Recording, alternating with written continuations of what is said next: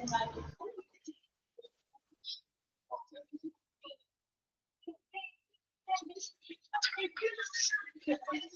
afternoon, all. Good afternoon, ma'am. Good afternoon. Good afternoon. Good afternoon, ma'am. Okay, good afternoon. നമ്മൾ ICU ആണ് എടുത്തുകൊണ്ടിരിക്കുന്നത്. കഴിഞ്ഞ ക്ലാസ്സിൽ എടുത്തത് നിങ്ങൾ വായിച്ചു നോക്കിയായിരുന്നോ?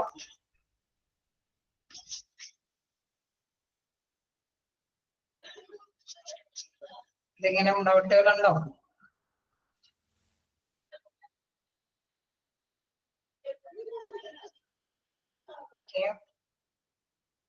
ഇല്ല. അപ്പൊ നമുക്ക് നമ്മളെടുത്ത് നിർത്തിയത് എവിടം വരെയാണ്?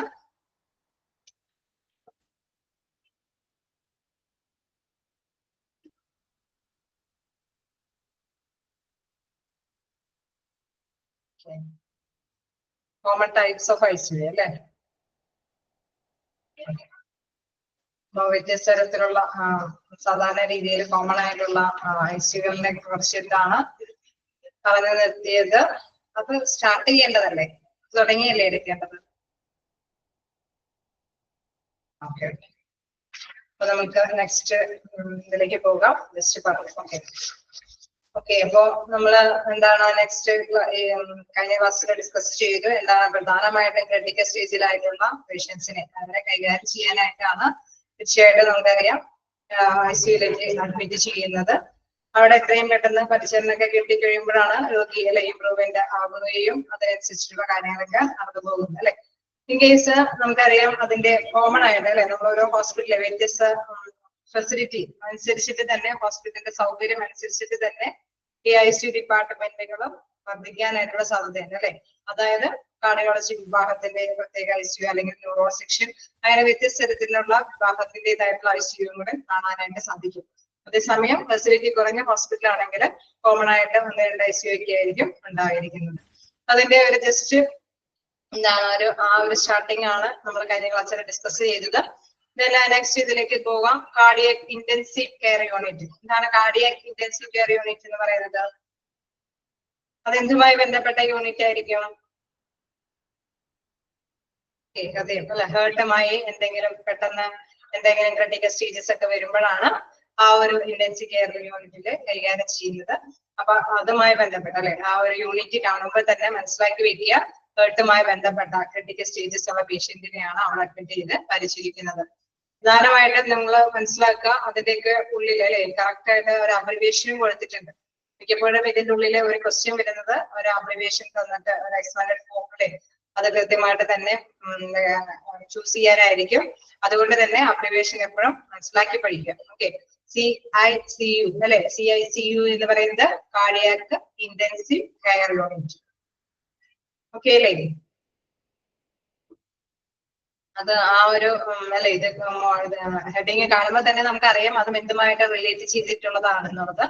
പക്ഷെ എന്താണ് ആ ഒരു അബ്രിവേഷൻ കാണുമ്പോൾ ഒരു ഡൗട്ട് അടിക്കരുത്, തീർച്ചയായിട്ടും മനസ്സിലാക്കി പോവുക. Cardiac intensive care unit CICU. Next നോക്കുകയാണെങ്കിൽ cardiovascular thoracic intensive care unit. എന്താണ് cardiovascular thoracic intensive care unit എന്ന് പറയുന്നത്? അതായത് ഇതുമാതിരി തന്നെ അല്ലെ, രക്തപരിചയന വ്യവസ്ഥ, സർക്കുലേറ്ററി സിസ്റ്റം. ഓക്കെ, അതിന്റെ ആ ഒരു ഹൃദയത്തിന്റെ പരിവർത്തന പ്രവർത്തനങ്ങൾ അല്ലെ, ഹൃദയ സംക്രമണ പ്രവർത്തനം, രക്തസംക്രമണ പ്രവർത്തനം എന്നൊക്കെ പറയില്ലേ, അതുമായി ബന്ധപ്പെട്ട് വരുന്ന ഒരു ICU ആണ്. അപ്പൊ ആ സ്റ്റേജിലുള്ള പേഷ്യൻസിലേക്ക് ബൈപ്പാസ് സർജറി ഒക്കെ അത്തരത്തിലുള്ള പേഷ്യൻസിലേക്ക് ആ ഒരു ICUയിലായിരിക്കും അഡ്മിറ്റ് ചെയ്യുന്നത്. അവരായിരിക്കും അല്ലെ അവരുടെ തീവ്ര പരിചരണ വിഭാഗത്തിലായിരിക്കും ഇത്ര ട്രീറ്റ്മെന്റ് ഒക്കെ അവർക്ക് ലഭ്യമാക്കുന്നത്. അപ്പൊ CVTS ICU എന്താണ്? CVTS ICU, അതായത് കാർഡിയോ thoracic ഇന്റൻസീവ് എന്താണ് care unit, intensive care unit. Okay, ആ ഒരു രീതിയിൽ തന്നെ സ്പ്ലിറ്റ് ചെയ്ത് പഠിക്കുക. Cardiovascular, thoracic, then intensive care unit.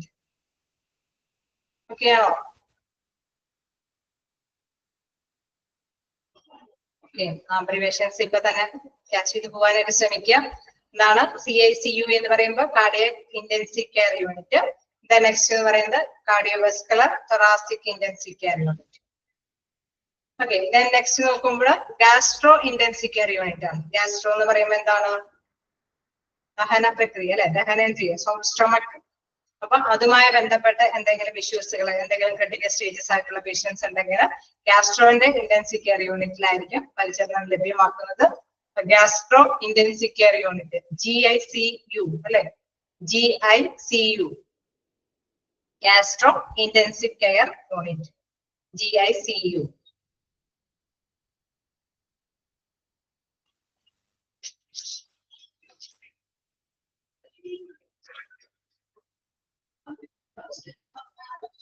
Medical intensive care unit, MICU. എന്താണ് medical intensive care unit? MICU എന്ന് പറയുന്നത് എന്താണ്? Medical intensive care unit. നമുക്കറിയാം അല്ലെ, സാധാരണ രീതിയിലുള്ള പൾമണറി എക്സ്പേർട്സ് ഒക്കെ ആയിരിക്കും അവിടെ. സാധാരണ രീതിയിലുള്ള എന്തെങ്കിലും അല്ലെ, ജനറൽ ആയിട്ടുള്ള ഒരു കാര്യമാണ്. അപ്പൊ സാധാരണ രീതിയിലുള്ള പെട്ടെന്ന് ഒരു ICU ട്രീറ്റ്മെന്റിന് വരുമ്പോൾ അല്ലെ, അത് അവരെ മെഡിക്കൽ ഇന്റൻസീവ് കെയർ യൂണിറ്റിലായിരിക്കും പരിചരിക്കും. ഓക്കെ, ജനറൽ വിഭാഗത്തില് എളുപ്പത്തിൽ നമുക്കറിയാം ഒരു പ്രത്യേകമായിട്ട് അല്ലെ, ഏത് വിഭാഗമാണെന്ന് നമുക്ക് മനസ്സിലാക്കാൻ പറ്റാത്ത സാഹചര്യത്തിൽ ജനറൽ ICU ട്രീറ്റ്മെന്റ് ആയിരിക്കും കൊടുക്കുക. അത് അവരാണ് മെഡിക്കൽ ഇന്റൻസീവ് കെയർ യൂണിറ്റിനായിട്ട് പരിചരണം ലഭ്യമാക്കുന്നത്. അപ്പൊ MICU അബ്രിവേഷൻ ഫസ്റ്റ് ആയിട്ട് മനസ്സിലാക്കുക, medical intensive care unit, MICU. Okay, next നോക്കുമ്പോൾ എന്താണ്? Neonatal intensive care unit. എന്താണ് നിയോനാറ്റൽ ഇന്റൻസീവ് കെയർ യൂണിറ്റ് എന്ന് പറയുമ്പോൾ? ന്യൂ ബോൺ അല്ലെ, കുട്ടികൾ, ജനിക്കുന്ന ശിശുക്കൾക്ക് തന്നെ എന്തെങ്കിലും പ്രത്യേക ഇഷ്യൂ അല്ലെ, നമ്മള് വളർച്ച എത്താതെയൊക്കെ കുട്ടികൾ എത്രയും പെട്ടെന്നൊക്കെ അല്ലെ, സമയത്തിന് മുമ്പ് തന്നെയൊക്കെ ഡെലിവറിക്ക് വരുമ്പോൾ ചിലപ്പോൾ അവർക്ക് തീവ്ര പരിചരണ വിഭാഗത്തിലായിരിക്കും അവരുടെ ഒരു അല്ലെ വളർച്ച വരുന്നത് വരേക്കും.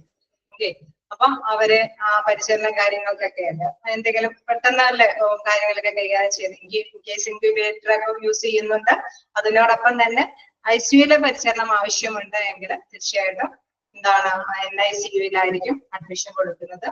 Okay, neonatal intensive care unit, newborn അല്ലെ, അവര് നവജാത ശിശുക്കൾ അല്ലെ, അവരുടെ പരിചരണ വിഭാഗമാണ് NICU.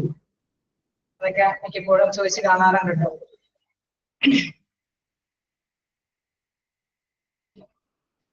നമ്മള് മെഡിക്കൽ ICU തന്നെയാണ് ICU എന്ന് നമ്മളെപ്പോഴും. ഓക്കെ, പൊതുവെ ICUയിൽ നിന്ന് മാത്രം കാണുമ്പോൾ അല്ലെ, ഇന്റൻസീവ് കെയർ യൂണിറ്റ് എന്ന് പറയുമ്പോൾ സാധാരണ ജനറൽ ICU തന്നെയാണ് അവിടെ ഉദ്ദേശിക്കുന്നത്. ഓക്കെ, ഞാൻ നേരത്തെ പറഞ്ഞ മാതിരി വലിയൊരു ഹോസ്പിറ്റൽ ആവുമ്പോൾ അവിടെ എന്താണ് വ്യത്യസ്ത വിഭാഗങ്ങൾക്ക് പ്രത്യേകം യൂണിറ്റുകൾ കാണും അല്ലെ. അപ്പൊ അതുകൊണ്ട് തന്നെ GICU, MICU അല്ലെ, CICU എന്നൊക്കെ ഉള്ള പ്രത്യേകം മെഡിക്കൽ ട്രീറ്റ്മെന്റ് ഇന്റൻസീവ് കെയർ യൂണിറ്റിന്റെ പ്രധാനമായിട്ടുള്ള ചികിത്സാ സമ്പ്രദായങ്ങൾ അവിടെ ലഭ്യമാണ്. ഓക്കെ, എല്ലായിടത്തും ഇങ്ങനെ ഫെസിലിറ്റീസ് ഉണ്ടാവണമെന്നില്ല.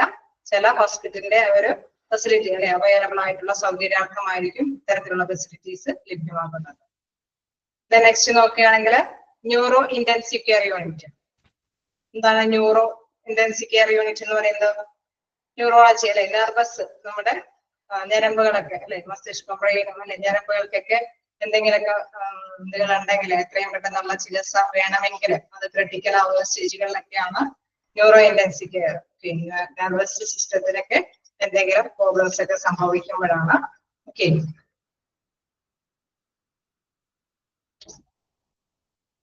അവിടെ ഒരു ഡൗട്ട് വരാൻ സാധ്യതയുണ്ട് അല്ലെ, NICU അല്ലെ, ഇവിടെ NICU എന്നുള്ളതാണ്. പൊതുവെ ന്യൂറോ ഇന്റൻസീവ് കെയർ യൂണിറ്റ് മിക്കവാറും നമുക്ക് ഓപ്ഷനിൽ കണ്ടാൽ അറിയാം. NICU നമുക്ക് ഓപ്ഷനിൽ എന്താണ് യുണൈറ്റഡ് ഇന്റൻസീവ് കെയർ യൂണിറ്റ്. പൊതുവെ NICUവിന് അത് തന്നെയാണ് അറിയപ്പെടാറുള്ളത്. എന്താണ് neonatal intensive care unit. Neuro intensive care unit specially നമുക്കറിയാം നെർവുമായി ബന്ധപ്പെട്ട യൂണിറ്റ് തന്നെയാണ്.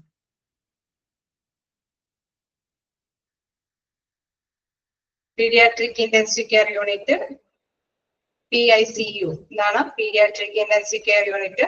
ഇതായിരിക്കും ചിൽഡ്രൻ. ഓക്കെ, അത് നമുക്ക് കേൾക്കുമ്പോൾ തന്നെ അറിയാം അല്ലെ, ഏത് തരത്തിലുള്ള വ്യക്തികൾക്ക്, ഏത് തരത്തിലുള്ള ഏജിലുള്ള വ്യക്തികൾക്കൊക്കെ അല്ലെങ്കിൽ ഇതുമായി ബന്ധപ്പെട്ട ഒരു ഡിപ്പാർട്ട്മെന്റ് ആണെന്ന് മനസ്സിലാക്കിയെടുക്കാൻ സാധിക്കും. പക്ഷെ കൺഫ്യൂഷൻ ഉണ്ടാവാൻ പോകുന്നത് ഇങ്ങനെയുള്ള ഒരു അബ്രിവേഷൻ വരുമ്പോഴുള്ള ഒരു ചോയ്സ് അല്ലെ, ചൂസ് ചെയ്യാനുള്ള ഡിഫിക്കൽട്ട് ആണ്. അത് നിങ്ങൾ മനസ്സിലാക്കി തന്നെ പോവുക. Paediatric intensive care unit, PICU.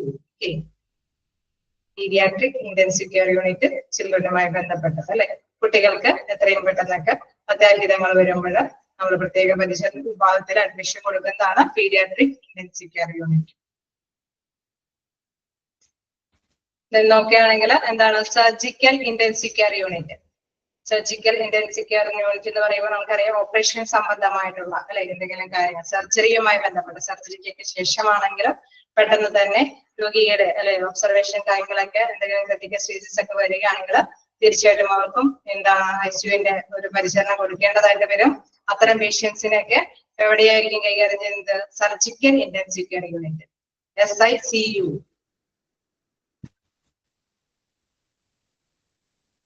SICU.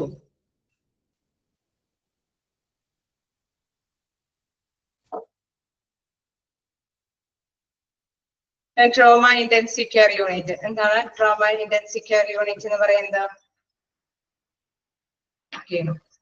Case അത്രയും കുറച്ചും കൂടി ആഘാതത്തിൽ അല്ലെ എന്തെങ്കിലും പെട്ടെന്നുള്ള ആഘാതം ക്ഷതം അല്ലെ എന്തെങ്കിലുമൊക്കെ വരുമ്പോഴുണ്ടാകുന്ന പെട്ടെന്നുള്ള ആഘാതം കൊണ്ട് വരുന്ന പേഷ്യൻസിനേക്ക് ട്രോമ ഇന്റൻസീവ് കെയർ യൂണിറ്റിലായിരിക്കും തീവ്രപരിചരണ വിഭാഗത്തിൽ അത്തരത്തിലുള്ള ശുശ്രൂഷയായിരിക്കും അവർക്ക് ലഭ്യമാകുന്നത്. ഓക്കെ അല്ലേ? അബ്രിവേഷൻസ് ഫസ്റ്റായിട്ട് നോക്കി പോവുക. ഓരോ ഡിപ്പാർട്ട്മെന്റും അല്ലെ ബേസ് ചെയ്തിട്ടുള്ളത് കാണുമ്പോൾ നിങ്ങൾക്ക് അറിയാൻ പറ്റും. ഗാസ്ട്രോ എന്താണ്, അല്ലെങ്കിൽ കാർഡിയോ എന്താണ് അല്ലെ. നമുക്ക് ഇൻ കേസ് അതേമാതിരി തന്നെ കുട്ടികളുടെ അല്ലെങ്കിൽ ശിശുക്കളുടെ നവജാത ശിശുക്കളുടെ അതൊക്കെ ഏത് വിഭാഗമാണെന്ന് മനസ്സിലാക്കി പോവുക. ജസ്റ്റ് ആ ഒരു അബ്രിവേഷൻസ്. അത് പറയുന്നത് നവജാത ശിശുക്കൾക്ക് എന്തെങ്കിലും ക്രിട്ടിക്കൽ സ്റ്റേജസ് വരികയാണെങ്കിലാണ് അത്തരം കുട്ടികളെയാണ് അവിടെ പരിചരണ വിഭാഗത്തിന് വേണ്ടിയിട്ട് അഡ്മിറ്റ് ചെയ്യുന്നത്. അവിടെ അത്തരത്തിലുള്ള തീവ്ര പരിചരണ വിഭാഗക്കാർ. ഓക്കെ,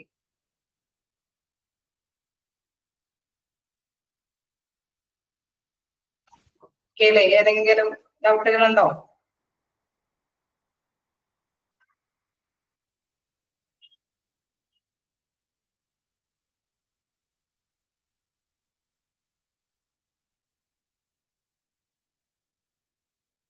കേണോ? എന്തെങ്കിലും ആഘാതം അല്ലെ പെട്ടെന്ന് ഒരു കേസ് എന്തെങ്കിലും അല്ലെ പെട്ടെന്നുള്ള ഒരു കൂടുതൽ ആഘാതം സംഭവിക്കുന്ന വ്യക്തികളൊക്കെ ഉണ്ടാവണം. അപ്പൊ അത്രയ്ക്ക് നമ്മൾ തളർന്നു പോകാനായിട്ടൊക്കെ ഉള്ള സാധ്യതയുള്ള പേഷ്യൻസ് ഒക്കെ അല്ലെ. അവർക്ക് ഏത് പരിചരണത്തിലേക്കാണ് എത്രയും പെട്ടെന്ന് തന്നെ അവർക്ക് പരിചരണം ലഭ്യമാക്കേണ്ടതുണ്ട്. അപ്പൊ അവരെ എന്താണ് നമുക്കറിയാം ഒരു വലിയ ഹോസ്പിറ്റലൊക്കെ ആകുമ്പോഴാണ് ഇത്തരത്തിലുള്ള പ്രത്യേകമായിട്ടുള്ള ICU ഒക്കെ ഉണ്ടാവുക. അങ്ങനെയുള്ള പേഷ്യൻസിനെയാണ് ട്രോമ ഇന്റൻസീവ് കെയർ യൂണിറ്റിൽ അഡ്മിറ്റ് ചെയ്യുന്നത്. സെക്കൻഡ് പോയിന്റ് എന്ന് പറയുന്നത് കാർഡിയോവസ്കുലർ thoracic intensive care unit.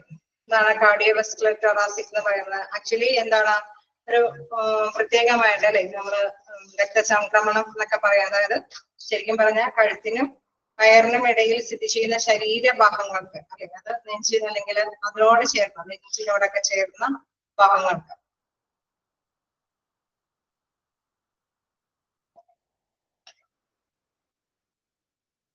Okay, അങ്ങനെ ഫിഫ്ത്തും സിക്സ്തും അങ്ങനെ പറയില്ല. ഫിഫ്ത്തും സിക്സ്തും അതിനെ NICU എന്ന് തന്നെ റെപ്രസെന്റ് ചെയ്ത് പറയില്ല. അതുകൊണ്ട് തന്നെയാണ് ഞാൻ പറഞ്ഞത് ഓപ്ഷനിൽ കൃത്യമായിട്ട് തന്നെ നിങ്ങൾക്ക് ലഭ്യമാകും അല്ലെ. രണ്ട് ഓപ്ഷനും ഒരേപോലെ വന്ന് കൺഫ്യൂഷൻ ആക്കില്ല. അതുകൊണ്ട് തന്നെയാണ് ഞാൻ നേരത്തെ കൂടി പറഞ്ഞത് അങ്ങനെ ഒരു കൺഫ്യൂഷൻ അവിടെ ഒരു ഓപ്ഷൻ ഒന്നിച്ചു തരാനായിട്ടുള്ള സാധ്യത വരില്ല. അതുകൊണ്ട് തന്നെ നിങ്ങൾക്ക് തിരഞ്ഞെടുക്കാൻ മനസ്സിലാക്കി എടുക്കാനായിട്ട് എളുപ്പമായിരിക്കും. പക്ഷെ അവിടെ മനസ്സിലാക്കുക NICU എന്ന് പറയുമ്പോൾ യൂണിറ്റ് ഇന്റൻസീവ് കെയർ യൂണിറ്റ് ആയിരിക്കും പൊതുവെ ചോദിച്ചു കാണാറ് അങ്ങനെ തന്നെയാണ്. ഓക്കെ, കൺഫ്യൂഷൻ വേണ്ട. ന്യൂറോ ഇന്റൻസീവ് കെയർ യൂണിറ്റ് എന്ന് പറയുമ്പോൾ നെർവുമായി ബന്ധപ്പെട്ടതാണ്. ഓക്കെ ആണോ?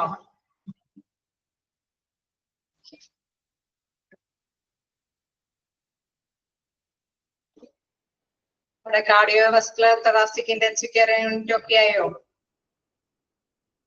സാധാരണയൊക്കെ നെഞ്ചുവേദനയൊക്കെ വരുന്ന പേഷ്യൻസ് നമ്മൾ നേരത്തെ പറഞ്ഞ ബൈപ്പാസ് സർജറി അല്ലെ അതൊക്കെ ചെയ്യുന്ന ക്രിട്ടിക്കൽ സ്റ്റേജസ് ആയിട്ടുള്ള പേഷ്യൻസിനൊക്കെയാണ് അവിടെ കൈകാര്യം ചെയ്യുന്നത്. പൊതുവെ ഒരു അല്ലെ നമുക്കൊരു ലക്ഷണം അതാ ഞാൻ പറഞ്ഞത്. ഇതിൽ നിന്ന് ക്വസ്റ്റ്യൻ വരുന്ന മോഡൽ എന്ന് പറയുമ്പോൾ മിക്കവാറും എക്സ്പാൻഡ് ചെയ്യുക അല്ലെ, ചെറിയ അബ്രിവേഷൻ തന്നിട്ട് എക്സ്പാൻഡഡ് ഫോം എന്നുള്ള രീതിയിൽ തന്നെയായിരിക്കും ക്വസ്റ്റ്യൻസ് വരിക. ഓക്കെ. അഥവാ ഇൻ കേസ് ഒരു എന്തെങ്കിലും അല്ലെ റിവൈസ് ചെയ്തിട്ട് എന്തുമായി ബന്ധപ്പെട്ടതാണ് ഏതുമായി റിലേറ്റ് ചെയ്തിരിക്കുന്ന ഒരു ICU ട്രീറ്റ്മെന്റ് ആണെന്ന് പറയുമ്പോൾ മനസ്സിലാക്കുക എന്താണ് പീഡിയാട്രിക് ആണെന്ന് നമുക്ക് കാണുമ്പോൾ അറിയാം, ചിൽഡ്രനുമായി ബന്ധപ്പെട്ടതാണ്. എന്താണ് ഗ്യാസ്ട്രോ എന്നൊക്കെ പറയാം അല്ലെ, ഒരു കൺഫ്യൂഷൻ ആയിട്ടുള്ള വേർഡ്സൊക്കെ പറയുമ്പോൾ ഗ്യാസ്ട്രോ എന്ന് പറയുമ്പോൾ നമുക്കറിയാം സ്റ്റൊമക്കുമായി ബന്ധപ്പെട്ട അല്ലെ, അതായത് അത്തരത്തിലുള്ള ഗാസ്ട്രോ സെക്ഷനിലുള്ള ഇതുകളാണ്. അതായത് ഡൈജഷനും അല്ലെ സ്റ്റൊമക്കുമായി ബന്ധപ്പെട്ട എന്തെങ്കിലും ക്രിട്ടിക്കൽ കെയർ വരുമ്പോഴാണ് അവർ കൈകാര്യം ചെയ്യുക. അങ്ങനെയൊക്കെയുള്ള ചെറിയ രീതിയിൽ അല്ലെ കാർഡിയാക് എന്ന് പറയുമ്പോൾ തേർഡുമായി റിലേറ്റ് ചെയ്തിരിക്കുന്നത്. പൊതുവെ കാണാറ് അബ്രിവേഷൻ തന്നിട്ട് എക്സ്പാൻഡഡ് ഫോം ആണ്. ഓക്കെ.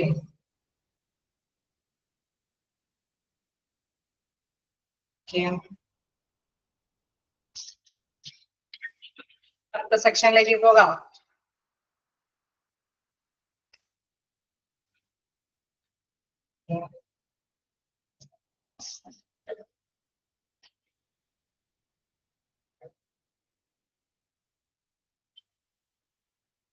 ഓക്കെ, നെക്സ്റ്റ് നമുക്ക് നോക്കാം ക്ലാസിഫിക്കേഷൻ ഓഫ് ICU ആണ്, ഓർഗനൈസേഷണൽ സ്ട്രക്ചർ. ഓക്കെ, നമ്മുടെ ഘടന അനുസരിച്ചിട്ടുള്ള ഒരു വേർതിരിവാണ് പറയുന്നത്. ഒന്ന് ഓപ്പൺ യൂണിറ്റും സെക്കൻഡ് വൺ ക്ലോസ്ഡ് യൂണിറ്റുമാണ്. അതിൽ എന്താണ് പ്രവർത്തനം എന്ന് ജസ്റ്റ് മനസ്സിലാക്കാൻ മാത്രമേ ഉള്ളൂ, അതിൽ പ്രത്യേകിച്ച് ക്വസ്റ്റ്യൻസ് ഒന്നും കാണാറില്ല. നോക്കാം എന്താണ് ഓപ്പൺ യൂണിറ്റിൽ all attending physicians may admit and care for patients. അതായത് നമുക്കറിയാം വരുന്ന പേഷ്യൻസിനെയൊക്കെ എല്ലാ ഫിസിഷ്യന്മാരും അറ്റൻഡ് ചെയ്യുന്നു, അവർക്ക് ആവശ്യമായ പരിചരണം ലഭ്യമാക്കുന്നു. എന്താണ് triage decision falls on the director of ICU when there is bed or staff shortage.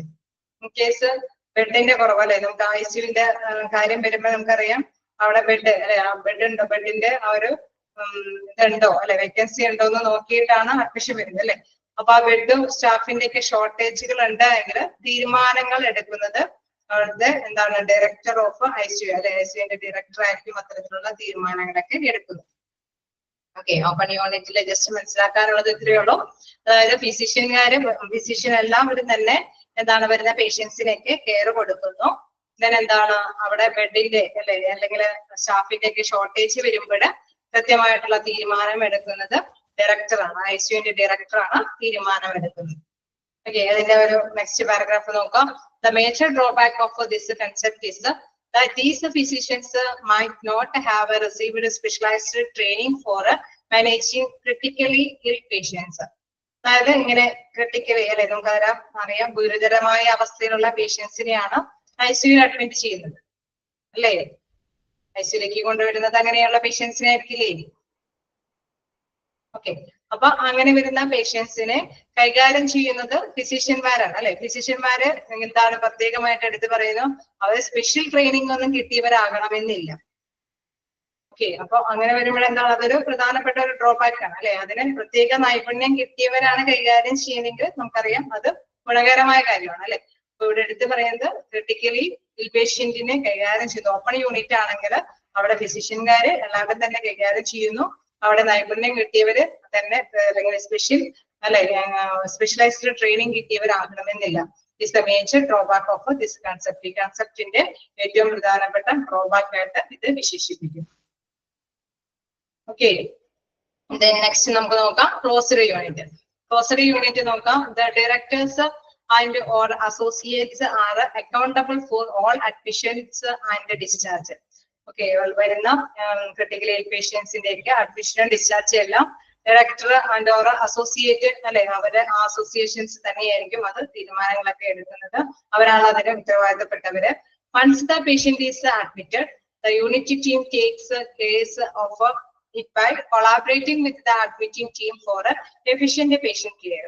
അതായത് കാര്യക്ഷമമായ രീതിയിൽ തന്നെ അവിടെ ആ പേഷ്യന്റിന് ശുശ്രൂഷ ലഭ്യമാകുന്നു. അതായത് എല്ലാവരും കൂടി സഹകരിച്ചു, ആ ടീമിന്റെ മെമ്പേഴ്സ് എല്ലാവരും കൂടി സഹകരിച്ചിട്ട് തന്നെ അവർക്ക് എന്താണ് എഫിഷ്യന്റ് ആയിട്ടുള്ള കാര്യക്ഷമമായിട്ടുള്ള ഒരു പേഷ്യന്റ് കെയർ ലഭ്യമാക്കുന്നു. Closed units may be helpful for the following reasons.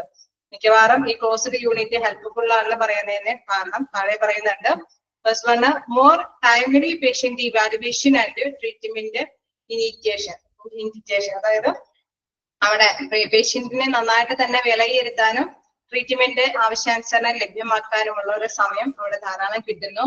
Then intensives are specifically skilled in treating critically ill patients.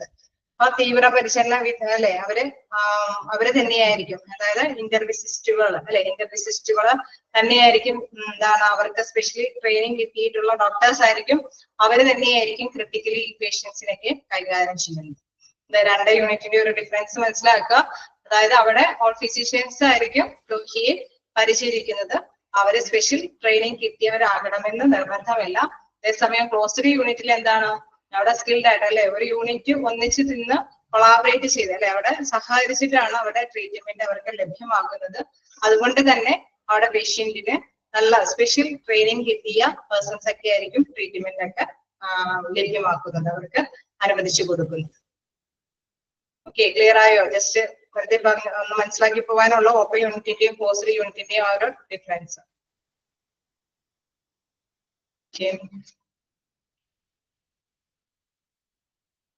ഒന്നുകൂടെയും ഇത് റിപ്പീറ്റ് ചെയ്ത് പോവാം. All attending physicians may admit and care for patients. അതായത് വരുന്ന പേഷ്യൻസിനെല്ലാം admit ചെയ്യുന്നത് physicians ആണ്. Triage decision falls on the director of ICU when there is a bed or a staff shortage.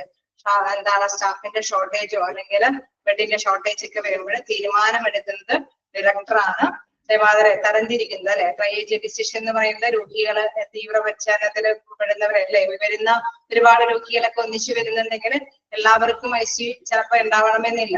ചിലപ്പോൾ എന്തെങ്കിലുമൊക്കെ പെട്ടെന്ന് ഒരു ആക്സിഡന്റ് അല്ലെ, പെട്ടെന്ന് ഒരു എമർജൻസി കേസുകള് എന്തെങ്കിലും ഇതുകൾ വരുമ്പോഴായിരിക്കും ഒന്നിച്ച് രോഗികൾ വരുന്നത് അല്ലേ. അപ്പൊ അങ്ങനെ വരുമ്പോൾ ട്രയേജ് ഡിസിഷൻ എന്ന് വെച്ചാൽ തരംതിരി സോർട്ട് ചെയ്യാനായിട്ട് ഓരോ രോഗികളെയും ഏറ്റവും കൂടുതൽ പരിചരണം വേണ്ടവരെന്നൊക്കെ തരംതിരിക്കുന്നതും, അതുപോലെ തന്നെ ബെഡിന്റെ അല്ലെ ഷോർട്ടേജുകളും സ്റ്റാഫിന്റെ ഷോർട്ടേജുകളൊക്കെ വരുമ്പോൾ തീരുമാനമെടുക്കുന്നത് ICUവിന്റെ ഡയറക്ടർ തന്നെയായിരിക്കും. മേജർ ഡ്രോബാക്സ് എന്ന് പറയുന്നത് ഫിസിഷ്യൻസ് തന്നെയായിരിക്കും ഇവിടെ എന്താണ് പേഷ്യൻസിന് കെയറുകൾ കൊടുക്കുന്നത്. അപ്പൊ സ്പെഷ്യലി സ്കിൽഡ് ആയിട്ടുള്ള എന്താണ് ഡോക്ടേഴ്സ് ഇൻ കേസ് ഫിസിഷ്യൻസ് അവിടെ അവൈലബിൾ ആകണമെന്ന് നിർബന്ധമില്ല. ഇനി ക്ലോസ്ഡ് യൂണിറ്റ് ആണെങ്കിൽ നോക്കാം, അവിടെ എന്താണ് director and or associate R accountable for all admission and discharges. അവിടെ ഈ അസോസിയേറ്റ്സ് അല്ലെങ്കിൽ ഡയറക്ടേഴ്സ് തന്നെയാണ് തീരുമാനങ്ങളൊക്കെ, അതായത് അഡ്മിഷനും ഡിസ്ചാർജ് ഒക്കെ കൈകാര്യം ചെയ്യുന്നത്, അത് ഉത്തരവാദിത്തപ്പെട്ടിരിക്കുന്ന പേഴ്സൺസ്.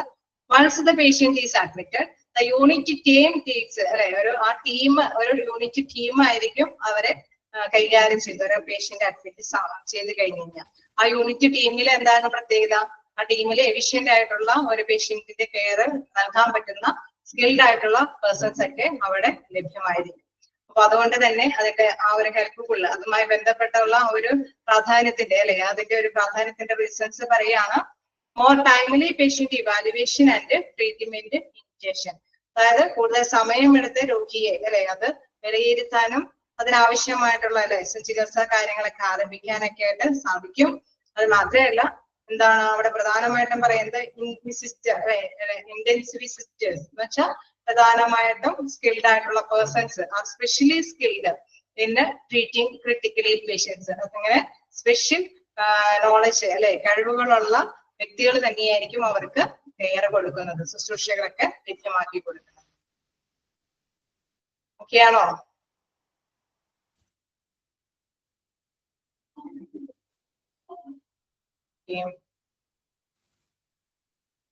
നമുക്ക് സെക്ഷനിലേക്ക് പോകാമോ? ജസ്റ്റ് വായിച്ചു നോക്കാം.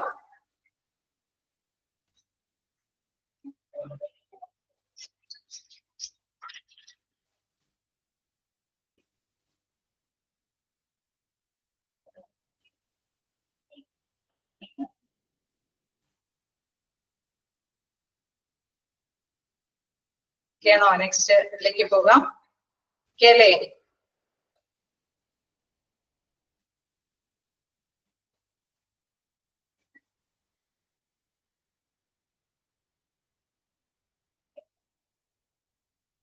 കണ്ടിന്യൂ ചെയ്തോട്ടെ.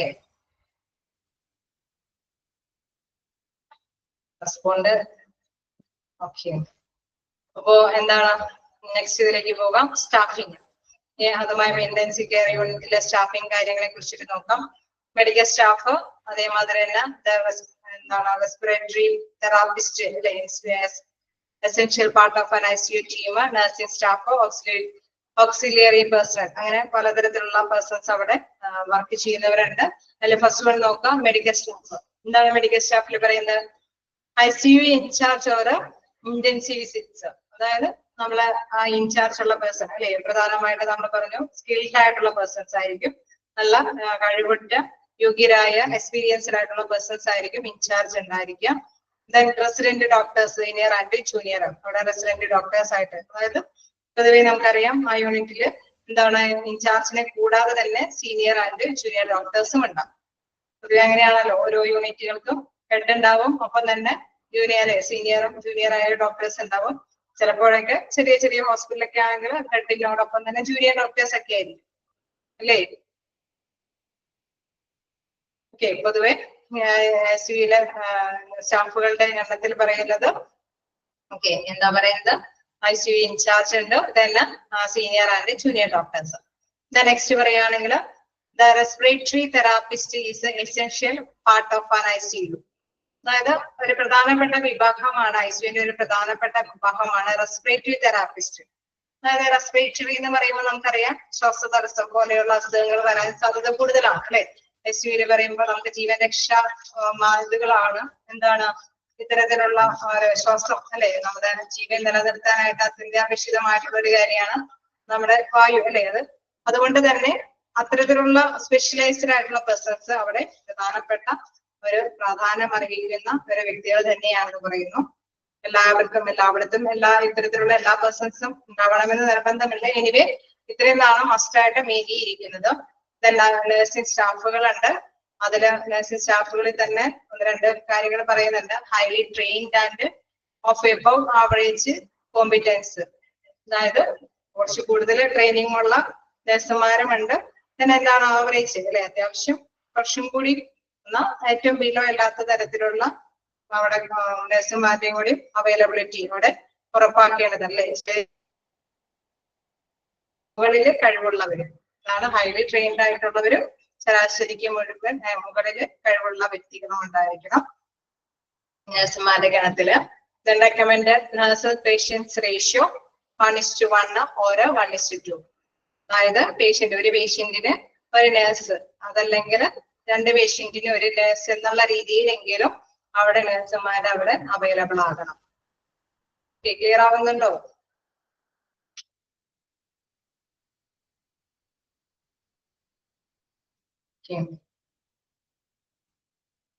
നമുക്ക് നെക്സ്റ്റിലേക്ക് പോകാം. എന്താണ് നെക്സ്റ്റ് പറയുന്നത്? Auxiliary personal. ഓക്സിലിയറി പേഴ്സണൽ എന്ന് പറയുമ്പോൾ ICU ടെക്നീഷ്യന്മാര്, nursing aids, wards boy, female attendants and sweepers.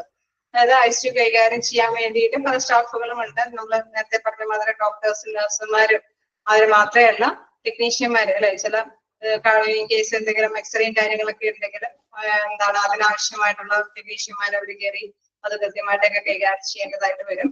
അതല്ലെങ്കിൽ കാർഡിയോളജിസ്റ്റ് അല്ലെ, നമ്മുടെ ഇത് ഹെർട്ടുമായി ബന്ധപ്പെട്ടൊക്കെ ഫംഗ്ഷൻ കൈകാര്യം ചെയ്യുന്നതിന് വേണ്ടിയിട്ട് അത്തരത്തിലുള്ള പേഴ്സൺസ് ഒക്കെ അങ്ങനെയുള്ള ടെക്നീഷ്യന്മാരും അവൈലബിൾ ആകണം. മാത്രമല്ല നഴ്സിംഗ് എയ്ഡ്സ്. നഴ്സിംഗ് എയ്ഡ്സ് എന്ന് പറയുമ്പോൾ നഴ്സിംഗിനെ സഹായികളായിട്ടുള്ളവർ അല്ലെ, അവിടെ വാർഡ് ബോയോ അല്ലെങ്കിൽ ഫീമെയിൽ അറ്റൻഡൻസോ, അത് മാത്രമല്ല സ്വീപ്പേഴ്സ് ക്ലീനിങ് ഒക്കെ നടത്തുന്ന പേഴ്സൺസ് ഒക്കെ അവിടെ സ്റ്റാഫുകളായിട്ട് വർക്ക് ചെയ്യുന്നു. അല്ലേ? ജസ്റ്റ് വായിച്ചു നോക്കാം.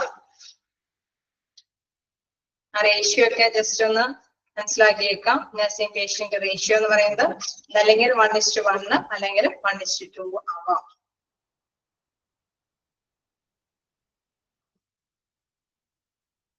പിന്നെ ചിലപ്പോഴൊക്കെ സ്റ്റാഫിങ്ങിൽ പെടാത്തവര് അല്ലെ, പെടുന്നവര് എന്നൊക്കെയുള്ള രീതിയിൽ ക്വസ്റ്റ്യൻസ് ഒക്കെ ചിലപ്പോഴൊക്കെ കാണാം.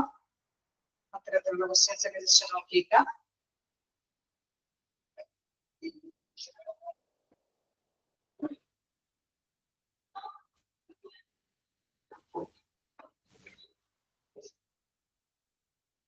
ാണോ? കണ്ടിന്യൂ ചെയ്തോട്ടെ.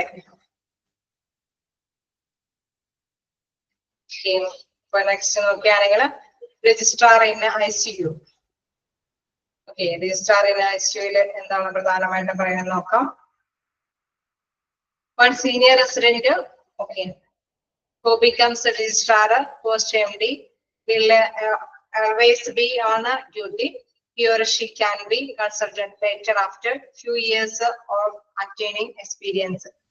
നമുക്കറിയാം അതിന്റെ അല്ലെ ധർമാധികാരി എന്ന് പറയുന്നത് ഒരു അല്ലെ സീനിയർ ആയിട്ടുള്ള ഒരു MD എടുത്ത വ്യക്തികളല്ലേ, ഡോക്ടർ ഓഫ് മെഡിസിന്റെ അത് കഴിഞ്ഞ് അല്ലെ ഒരു MD ഒക്കെ എടുത്ത സ്പെഷ്യലൈസ്ഡ് ആയിട്ട് എന്തെങ്കിലും പ്രത്യേക വിഭാഗത്തിന്റെ ഒക്കെ സ്പെഷ്യൽ കാര്യങ്ങളൊക്കെ എടുത്ത അവർ MD കഴിഞ്ഞ വ്യക്തികളൊക്കെ അവർ ഡോക്ടേഴ്സ് ഒക്കെ ആയിരിക്കും സീനിയർ പൊസിഷനിലേക്ക് വരുന്നത്. എന്താ പറയുന്നത്, he or she can be consultant later after few years of attaining experience. അതിന് അതായത് എക്സ്പീരിയൻസ് 2-3 വർഷങ്ങളുടെയൊക്കെ അല്ലെ, later after few years കുറച്ച് വർഷങ്ങളുടെയൊക്കെ എക്സ്പീരിയൻസ് നേടിയതിനു ശേഷം അവർക്ക് വീണ്ടും ഇങ്ങനെയൊക്കെയുള്ള പരിചരണ തട്ടിലേക്ക് പോകാവുന്നതാണ്. അത്തരത്തിലുള്ളവരായിരിക്കും എന്താണ് ആദ്യം പൊസിഷനിൽ വരുന്നത്. അതിനെ മാത്രമല്ല നെക്സ്റ്റ് പറയുന്നത് shift duties of A senior and junior staff 12 hours duty. അവരുടെ ആ ഡ്യൂട്ടി ടൈം എന്ന് പറയുന്നത് എന്താണ് 12 മണിക്കൂറാണ്. അതായത് ഓരോ ഷിഫ്റ്റും അല്ലെ 12 മണിക്കൂറിന് ശേഷം അടുത്ത പേഴ്സൺസിൽ അവിടെ ഡ്യൂട്ടിക്ക് അവൈലബിൾ ആകുക എന്നുള്ളതാണ്. നെക്സ്റ്റ് പറയുന്നത് the senior resident has the right to start and perform emergency treatment which may be inevitable without a permission. In case അവിടെ ഒരു സീനിയർ ഡോക്ടർ അല്ലെ അവര് എന്താണെങ്കിലും തീർച്ചയായിട്ടും പെട്ടെന്ന് ഒരു പേഷ്യന്റിനെ എമർജൻസി ആയിട്ട് കൊണ്ടുവന്നു കഴിഞ്ഞു കഴിഞ്ഞാൽ പെട്ടെന്ന് തന്നെ അവര് ആ ഡ്യൂട്ടി അല്ലെ ആ ഒരു പെർമിഷനോട് അവരുടെ പെർമിഷനോട് കൂടിയിട്ട് ആ പേഷ്യന്റിനെ അവിടെ അഡ്മിറ്റ് ചെയ്യേണ്ടതാണ് ആവശ്യമുണ്ടെങ്കിൽ അല്ലെ. അതിന്റെ ആ ഭാഗം എന്നാണ് ഇൻവെക്റ്റബിൾ വിത്തൗട്ട് പെർമിഷൻ, മറ്റാരുടെയും പെർമിഷൻ കൂടാതെ തന്നെ അവിടെ ആ രോഗിക്ക് അഡ്മിഷൻ ഒക്കെ കൊടുക്കാം. Later consultants must be informed. അതിനുശേഷം കൺസൾട്ട് അല്ലെ മറ്റു ആർക്കും വേണമെങ്കിൽ ഇൻഫോർമേഷൻസ് പാസ് ചെയ്താൽ മതി. അപ്പൊ ആർക്ക് ആ ഡിസിഷൻ എടുക്കാം, അവിടെ സീനിയർ റെസിഡന്റിന് അവിടെ അത്തരത്തിലുള്ള എമർജൻസി കേസുകളൊക്കെ അറ്റൻഡ് ചെയ്യാനുള്ള ഡിസിഷൻ എടുക്കാം. റൈറ്റ് ഉണ്ട്, അതിനുള്ള അധികാരമുണ്ട്. ഓക്കെ, ക്ലിയർ ആയോ?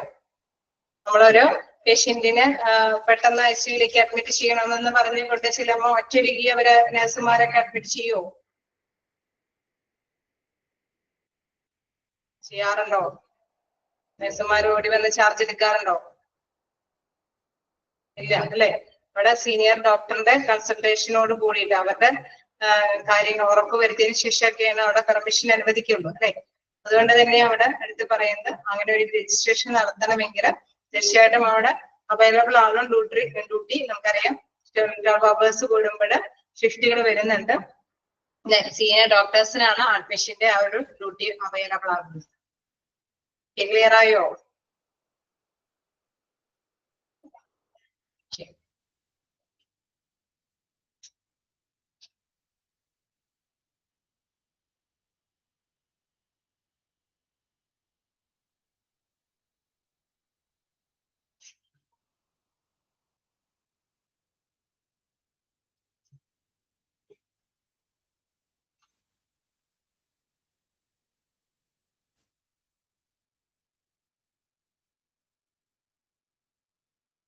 അടുത്തതിലേക്ക് പോക്കോട്ടെ. ജൂനിയർ റെസിഡന്റിന്റെ ICUയിലാണ്. അതായത് 1 doctor in training during post graduation. അതായത് പോസ്റ്റ് ഗ്രാജുവേഷന്റെ സമയത്ത് അവിടെ ട്രെയിനിങ് ആയിട്ട് ജൂനിയർ ഡോക്ടറിന് ഡ്യൂട്ടി ചെയ്യാം. Will be on duty in A unit day and night. രാവും പകലും അവർക്ക് ഡ്യൂട്ടി ചെയ്യാനുള്ള പെർമിഷൻ ഉണ്ട് അല്ലെ. ഇത് മാത്രമല്ല the duty would include keeping patients records while in ICU and preparing summaries. അപ്പൊ അവിടെ തീർച്ചയായിട്ടും എന്താണ് റെക്കോർഡ്സുകൾ അല്ലെ, അവിടെ രേഖകളെല്ലാം കൈകാര്യം ചെയ്യുക എന്നുള്ള ഡ്യൂട്ടി ഉണ്ട്. അതോടൊപ്പം തന്നെ എന്താണ് ജൂനിയർ ഡോക്ടറിന് തന്നെ എന്താണ് ICUവുമായി ബന്ധപ്പെട്ട സമ്മറികളൊക്കെ പ്രിപ്പയർ ചെയ്യുന്ന ഡ്യൂട്ടിയും ഇവർക്ക് നിഷിദ്ധമാണ്. അവരുടെ ഇതിൽ തന്നെ ഉത്തരവാദിത്തം തന്നെ നിർവഹിക്കേണ്ടതാണ്. ജൂനിയർ ഡോക്ടറിനെ നമ്മൾ അറിയാം അല്ലെ, പ്രാക്ടീസും കാര്യങ്ങളൊക്കെ ചെയ്യുന്നത് സീനിയർ ഡോക്ടേഴ്സിന്റെ കീഴിൽ തന്നെയാണ് അല്ലെ. അപ്പൊ പൊതുവെ നമുക്കറിയാം ജൂനിയർ ഡോക്ടേഴ്സ് പോസ്റ്റ് ഗ്രാജുവേഷൻ ടൈമിലൊക്കെ അവർക്ക് ഇങ്ങനെയുള്ള ട്രെയിനിങ് നേടിയെടുക്കാൻ സാധിക്കും. ഡേ ആൻഡ് നൈറ്റിലും അവർക്ക് ഇത്തരത്തിലുള്ള ട്രെയിനിങ് നടപടി കാര്യങ്ങളൊക്കെ നേടിയെടുക്കാൻ സാധിക്കും. അവിടെ തീർച്ചയായിട്ടും പറയുന്ന ഒരു പ്രധാനപ്പെട്ട ഡ്യൂട്ടി പേഷ്യന്റിന്റെ റെക്കോർഡ്സ് എല്ലാം കൈകാര്യം ചെയ്യേണ്ടത് അവരാണ്. അത് മാത്രമല്ല അല്ലെ പ്രിപ്പയർ സമ്മറീസ് ഒക്കെ കൈകാര്യം ചെയ്യേണ്ടത് ജൂനിയർ ഡോക്ടേഴ്സ് ആയിരിക്കും. ചെയ്യണോ?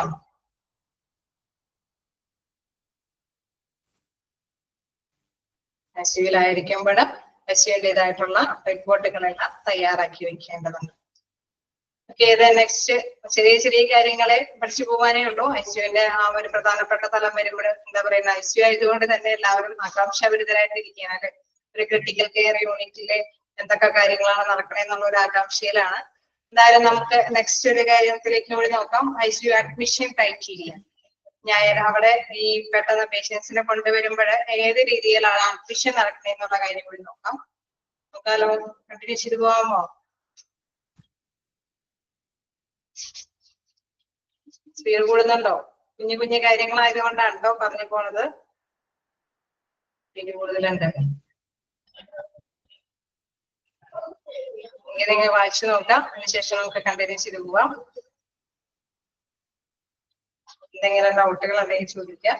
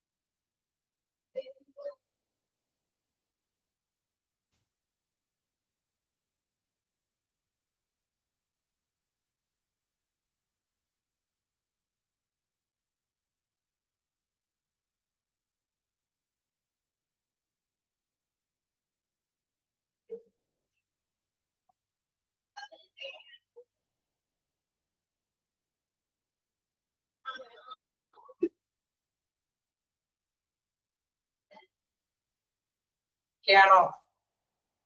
എന്തെങ്കിലും ഡൗട്ടുകളുണ്ടോ? First point, one doctor in training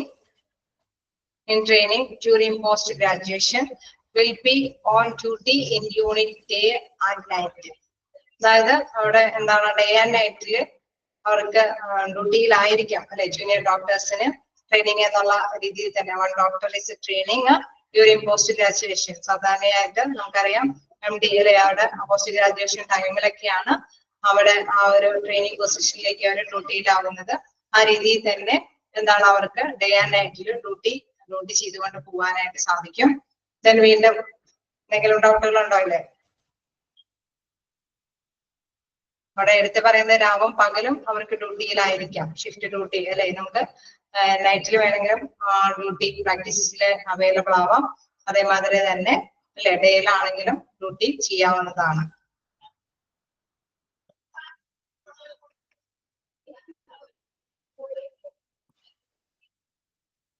ഓക്കെയാണോ?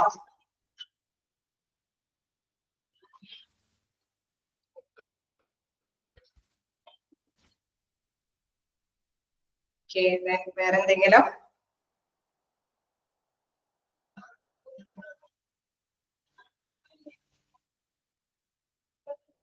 വേറെന്തെങ്കിലും?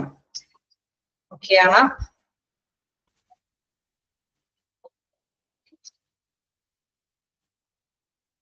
നെക്സ്റ്റ് ഭാഗത്തേക്ക് പോകാം.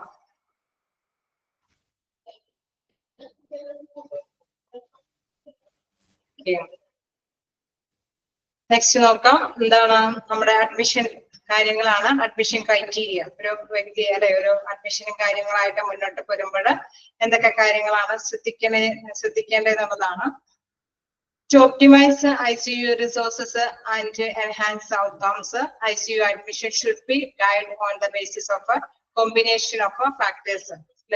വിവിധ ഘടകങ്ങളുടെ ഒന്നിച്ചുള്ള രീതിയിലായിരിക്കും, അതിന്റെ മാനദണ്ഡങ്ങളുടെ ബേസിലായിരിക്കും അവിടെ അഡ്മിഷൻ കാര്യങ്ങളൊക്കെ നടപ്പാക്കുന്നത്. പൊതുവെ നമുക്കറിയാം അവിടെ അവൈലബിൾ ആയിട്ടുള്ള റിസോഴ്സസ് അല്ലെ, മതിയായ സ്റ്റാഫുകളും മതിയായ ബെഡും അവിടെ ആവശ്യമാണ് അല്ലെ, എക്യുപ്മെന്റ്സും എല്ലാം അവൈലബിൾ ആണ്. അപ്പൊ അതിനനുസരിച്ചിട്ടായിരിക്കും അവരെ അല്ലെ നല്ല രീതിയിൽ അത് ഉപയോഗപ്രദമാകണം അല്ലെ. ഒപ്റ്റിമൈസ് ICU റിസോഴ്സസ്, പ്രധാനമായിട്ട് നല്ല രീതിയിൽ ICU റിസോഴ്സസ് ഒക്കെ ഇത് ഉപയോഗിക്കണം. ആൻഡ് എൻഹാൻസ് ഔട്ട്കംസ്, അതിൽ നിന്ന് തന്നെ നല്ല അല്ലെ പ്രവർത്തനം, അവിടെ കാര്യക്ഷമമായിട്ടുള്ള പ്രവർത്തനം ലഭ്യമാക്കണം. ICU admission should be guided on the basis of a combination of factors. വിവിധ ഘടകങ്ങളുടെ ഒരു കൂട്ടായതിന്റെ ഫലമായിട്ടായിരിക്കും അവരുടെ അഡ്മിഷൻ കാര്യങ്ങളൊക്കെ നടപ്പാക്കുന്നത്. ഫസ്റ്റ് അതുമായി ബന്ധപ്പെട്ട ഫാക്ടേഴ്സ് ഘടകങ്ങൾ ഏതാണെന്ന് നോക്കാം. എന്താണ് ഫസ്റ്റ് വൺ പറയുന്നത്? Prioritization is in accordance with to the patient's severity of illness. അതായത് വ്യത്യസ്ത തരത്തിലുള്ള സർവീസ് അല്ലെ, നമ്മുടെ രോഗങ്ങൾക്ക് അനുസൃതമായിട്ടുള്ള വ്യത്യസ്ത തരത്തിലുള്ള സേവനങ്ങളൊക്കെ പേഷ്യൻസിന് ലഭ്യമാക്കണം അല്ലെ. അത് എന്താണ് പ്രധാനമായിട്ടും ഈ സേവനങ്ങളെ ലഭ്യമാക്കേണ്ടത് ഓരോ വ്യക്തിയുടെയും പ്രയോറിറ്റി അനുസരിച്ചിട്ട് അല്ലെ, ഒരു മുൻഗണന അനുസരിച്ചിട്ട്. ചിലപ്പോ ചില വ്യക്തികൾക്ക് എത്രയും പെട്ടെന്നൊക്കെ എന്തെങ്കിലും അല്ലെ അഡ്മിഷൻ, നമ്മളെപ്പോഴും ICUയിലേക്ക് അഡ്മിറ്റ് ചെയ്യുന്നത് എന്താണ്, ഒരുപാട് തീവ്ര പരിചരണ വിഭാഗത്തിലേക്ക് പോകേണ്ട പേഷ്യൻസ് ഇത് നോക്കുമ്പോൾ ഏറ്റവും കൂടുതൽ ആർക്കാണ് ആവശ്യം അല്ലെ, അതനുസരിച്ചിട്ടല്ലേ നോക്കുക, അതനുസരിച്ചിട്ടായിരിക്കും അഡ്മിഷൻ കൊടുക്കുക. ഓക്കെ, അപ്പൊ അതാണ് ഉദ്ദേശിച്ചത്. Prioritisation in accordance with to the patients severity of illness. അവരുടെ സേവനങ്ങൾ ആർക്കാണോ കൂടുതൽ ആവശ്യം അതനുസരിച്ചിട്ട് തന്നെ അഡ്മിഷൻ കൊടുക്കേണ്ടതായിട്ട് വരും. Second one, specific patient needs such as life support therapies. ചില പേഷ്യൻസിനൊക്കെ അല്ലെ, എല്ലാവർക്കും അല്ല, ചില പേഷ്യൻസിനൊക്കെ ലൈഫ് സപ്പോർട്ട്, ജീവൻ രക്ഷ കാര്യങ്ങൾ, അതുമായി ബന്ധപ്പെട്ട ചികിത്സാ കാര്യങ്ങളൊക്കെ അവിടെ ലഭ്യമായിട്ട് വേണ്ടി വരും അല്ലെ. അത് ആവശ്യമാണ്, നീഡ് ആവശ്യമാണ് ചില പേഷ്യൻസിന്. ചിലർക്ക് നമുക്കറിയാം അല്ലെ, അവർക്ക് ചിലപ്പോ ആണെങ്കിൽ എന്താണ് ശ്വാസം അല്ലെ റെസ്പിറേറ്ററി പ്രോബ്ലം ഒക്കെ ഉള്ളവരുണ്ടാവും, കാർഡിയോയുമായി ബന്ധപ്പെട്ട എന്തെങ്കിലും പ്രോബ്ലം ഉള്ളവരുണ്ടാവും. ഇൻ കേസ് നമുക്കറിയാം വെന്റിലേറ്ററിന്റെ സഹായം, നമ്മൾ നേരത്തെ പറഞ്ഞ മാതിരി നേരത്തെ ക്ലാസ്സിൽ ഡിസ്കസ് ചെയ്ത മാതിരി വെന്റിലേറ്ററിന്റെ സഹായിക്കാൻ, അങ്ങനെ ജീവൻ രക്ഷാ ഉപകരണങ്ങളുടെയൊക്കെ സഹായം ചിലപ്പോൾ ആവശ്യമായിട്ട് വരാം. ഡയഗ്നോസിസ്, ചിലർക്കൊക്കെ തീവ്ര പരിചരണ വിഭാഗത്തിലൊക്കെ എന്താണ് രോഗനിർണയത്തിന് വേണ്ടിയിട്ടായിരിക്കും അവിടെ അഡ്മിഷനൊക്കെ ആയിട്ട് വേണ്ടി വരുന്നത്. ചിലരൊക്കെ പ്രോഗ്നോസിസ് എന്ന് വെച്ചാൽ അവരുടെ രോഗിയുടെ ആ ഒരു ആരോഗ്യനില മെച്ചപ്പെടുന്നതുമായി ബന്ധപ്പെട്ട മോണിറ്ററിങ് കാര്യങ്ങൾ അല്ലെ നിരീക്ഷിക്കാനൊക്കെ വേണ്ടിയിട്ടായിരിക്കും ചിലപ്പോൾ എന്താണ് നമ്മുടെ ICUയിലെ ട്രീറ്റ്മെന്റ് ആവശ്യമായിട്ട് വരിക. Then potential benefit from intervention. ചിലർക്ക് എന്താണ് എപ്പോഴും അല്ലെ ഒരു ഇടപെടലുകൾ സാധ്യമാണ് അല്ലെ, ചിലർക്കൊക്കെ ചില കാര്യങ്ങൾ പെട്ടെന്ന് തന്നെയുള്ള ഇടപെടലുകൾ ആവശ്യമായിട്ട് വരാം. ചിലപ്പോഴൊക്കെ എന്താണ് പ്രഷർ കുറഞ്ഞു പോവുക, എന്തെങ്കിലും ഷുഗർ അല്ലെ, അങ്ങനെയുള്ള ലെവലുകൾ വേരിയേഷൻ വരുന്നത് കൊണ്ട് തന്നെ അതിന്റെ ICUവിന്റെ ആവശ്യങ്ങൾ. തേർഡ്, ഫോർ പ്രൊഗ്നോസിസ് എന്ന് വെച്ചാൽ പ്രവചനം എന്ന് വെച്ചാൽ നേരത്തെ കൂട്ടി അവർക്ക് മനസ്സിലാക്കാൻ പറ്റുന്നില്ല രോഗിയുടെ അസുഖം എന്ന്. നേരത്തെ പറഞ്ഞ ഡയഗ്നോസിസ്, രോഗനിർണയം പോലെ തന്നെ രോഗിയുടെ ആരോഗ്യനില മെച്ചപ്പെടുന്നുണ്ടോ എന്നുള്ളത് മനസ്സിലാക്കാൻ വേണ്ടി. ക്ലിയറായോ? അപ്പൊ ICUയിൽ എന്ന് പറയുമ്പോൾ പ്രത്യേകം നമുക്കറിയാം മോണിറ്റർ ചെയ്യുന്ന മെഷീൻസുകളൊക്കെ ഉണ്ടാവും. അപ്പൊ ആരോഗ്യനില മെച്ചപ്പെട്ട് വരുന്നുണ്ടോ എന്നുള്ളത്. ഓക്കെ, ഇന്റർവെൻഷൻ എന്ന് പറയുമ്പോൾ ചിലപ്പോഴൊക്കെ ചില ഇടപെടലുകൾ അല്ലെ പെട്ടെന്ന് തന്നെ സാധ്യമാക്കേണ്ടി വന്നേക്കാം. ചില ICUയിലെ ട്രീറ്റ്മെന്റിന്റെ ഇടപെടൽ ആവശ്യമായിട്ട് വന്നേക്കാം. പൊട്ടൻഷ്യൽ അല്ലെ, അതായത് ചില കാര്യങ്ങൾ നമ്മൾ നേരത്തെ പറഞ്ഞ മാതിരി പ്രഷറോ അല്ലെങ്കിൽ ഷുഗറിന്റെ ഒക്കെ വേരിയേഷൻസ് ഒക്കെ വരുന്ന സാഹചര്യങ്ങളിലൊക്കെ ICUയിലെ ട്രീറ്റ്മെന്റ് ആവശ്യമായിട്ട് വന്നേക്കാം. ഓക്കെ, ക്ലിയറായോ? നെക്സ്റ്റ് നോക്കുകയാണെങ്കിൽ ബെഡ് അവൈലബിലിറ്റി. പ്രോഗ്നോസിസ് ക്ലിയർ ആയില്ല എന്ന് വെച്ചാൽ നമ്മളിപ്പോ ഒരു മെഡിസിൻ കൊടുത്തു, ഒരു സർജറി ഒക്കെ കഴിഞ്ഞു രോഗിക്ക് മെഡിസിൻ കൊടുത്തു, അവര് ഓക്കെ ആണെന്ന് പറഞ്ഞ കേസ് വാർഡിലേക്കൊക്കെ മാറ്റിന്ന് വെച്ചു. അപ്പൊ അവരുടെ ആരോഗ്യനിലയിൽ ചിലപ്പോൾ വേരിയേഷൻസ് ഒന്നും വരുന്നില്ല. പിറ്റേ ദിവസവും ആ രോഗിക്ക് ഈ ആരോഗ്യനില നമുക്കറിയാം ഓരോ ദിവസം വരുമ്പോഴും ആരോഗ്യനില മെച്ചപ്പെട്ട് വരണം അല്ലെ. വാർഡിലേക്കൊക്കെ മാറ്റി കഴിഞ്ഞാൽ ചിലപ്പോ ആ രോഗിയുടെ ആരോഗ്യനില മെച്ചപ്പെട്ട് വരേണ്ടതാണ്. നേരത്തെ പറഞ്ഞ മാതിരി ഡയഗ്നോസിസിനോട് ഒരു റിലേറ്റഡ് ആണ് രോഗനിർണയം അല്ലെ, അതിനോട് റിലേറ്റഡ് ആണ്. നമ്മൾ ഈ പറഞ്ഞ ഓപ്പറേഷനും കാര്യങ്ങളൊക്കെ നിർത്തി മാറ്റങ്ങൾ വരും എന്നുള്ള കണ്ടീഷനിലൊക്കെ ചിലപ്പോ ഹോസ്പിറ്റലിലെ വാർഡിലേക്കൊക്കെ മാറ്റാം. പക്ഷെ മാറ്റങ്ങളൊന്നും വന്നില്ല എങ്കിൽ എന്താണ് ഈ ആരോഗ്യനില എങ്ങനെയാണ് മെച്ചപ്പെട്ട് വരുന്നുണ്ടോ അല്ലെ, ചെറിയ വേരിയേഷൻസ് ഒക്കെ എന്തിനെങ്കിലും വന്നിട്ടുണ്ടോ എന്നൊക്കെ നിരീക്ഷിക്കാൻ വേണ്ടിയിട്ട് എന്താണ് അവർക്ക് മോണിറ്ററിന്റെ ഒക്കെ സഹായം തേടേണ്ടി വരും. ഓക്കെ, ക്ലിയറായോ? ഓക്കെ, അപ്പൊ ആ ഒരു രീതിയിൽ തന്നെ ഇവർക്ക് രോഗിയെ ആ ഒരു വിഭാഗത്തിലേക്ക് അഡ്മിഷൻ കൊടുത്ത് ഓരോ അല്ലെ കൊടുക്കുന്ന മെഡിസിൻസിനോട് ഈ രോഗി പ്രതികരിക്കുന്നുണ്ടോ എന്ന് കൃത്യമായിട്ട് തന്നെ മനസ്സിലാക്കാൻ സാധിക്കും. അയ്യോ, ഒന്നും കേൾക്കാൻ പറ്റുന്നില്ലേ? എല്ലാവർക്കും അങ്ങനെ തന്നെയാണോ?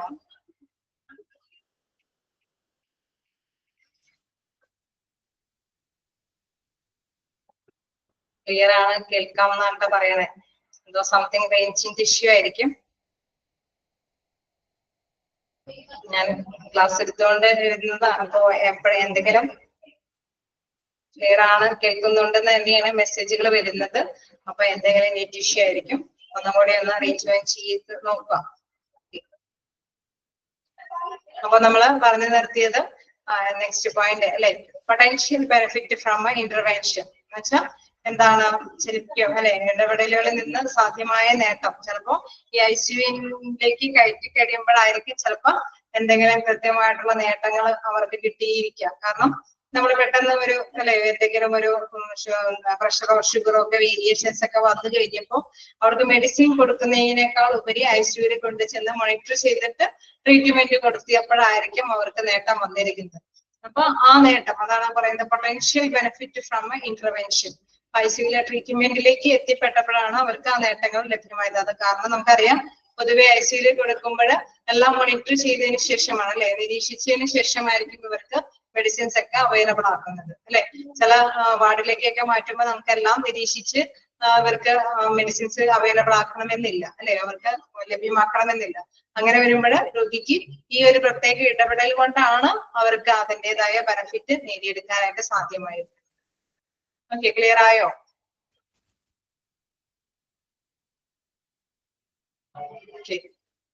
നെക്സ്റ്റ് നോക്കുകയാണെങ്കിൽ ബെഡ് അവൈലബിലിറ്റി. അതായത് പ്രധാനപ്പെട്ട മറ്റൊരു ഘടകമാണ് ബെഡ് അവൈലബിലിറ്റി അല്ലെ. അവിടെ ലഭ്യമാണോ, ഇൻ കേസ് പേഷ്യന്റിനെ ശുശ്രൂഷിക്കാനായിട്ടുള്ള ബെഡ് ലഭ്യമാണെങ്കിൽ മാത്രമാണ് അവിടെ അതിനാവശ്യമായിട്ടുള്ള പരിചരണത്തിലേക്ക് പ്രവേശിപ്പിക്കാൻ സാധിക്കുകയുള്ളൂ. അപ്പൊ ഇങ്ങനെ പ്രത്യേക ഘടകങ്ങൾക്ക് അല്ലെ, പ്രത്യേക ഫാക്ടേഴ്സുകൾ വരുമ്പോഴാണ് ICUവിലേക്ക് നമ്മൾ ആ ഒരു ICUവിലെ ട്രീറ്റ്മെന്റ് ലഭ്യമാക്കാൻ സാധിക്കുകയുള്ളൂ. ഇൻ കേസ് ക്രിട്ടിക്കലി പേഷ്യന്റ് ആയിരിക്കാം, ഒരുപക്ഷെ ഹോസ്പിറ്റലിൽ ആ ഒരു ICUവിലെ സേവനം തന്നെ അവർക്ക് ലഭ്യമായിട്ട് വേണ്ടി വരാം. എങ്കിൽ കൂടി അവിടെ ബെഡ് സർവീസ് ഇല്ല എങ്കിൽ അവർക്ക് ആ ഒരു സർവീസ് കൊടുക്കാൻ സാധിക്കുമോ?